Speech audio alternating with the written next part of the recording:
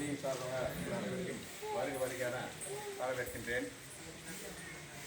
கிட்டத்தட்ட நமது சுதந்திரமானது மாபெரும் தியாகிகள் மூலமாகவும் சுபாஷ் சந்திர போஸ், பகத்சிங், காந்தியடிகள், ராகுல் சிதம்பரம் பிள்ளை எத்தனையோ தியாகிகள் மூலமாகத்தான் நமக்கு வந்து வெள்ளையனிடமிருந்து இந்த சுதந்திரம் வந்து கிடைக்கப்பெற்றோம்.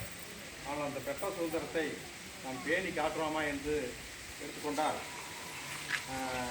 கடுகாலில் எந்த விதமான முன்னேற்றம் நம்மை பொறுத்த வரைக்கும் இல்லை. சமுதாயத்தில் ஒற்றுமையும் ஒருமைப்பாடும் குறைந்து கொண்டு வருகின்றது.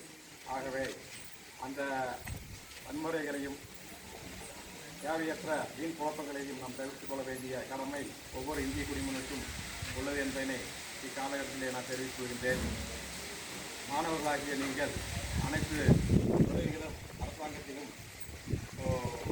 மக்கள் மூலியமாகவும் இது கிடைக்கப்பெறுகின்றன.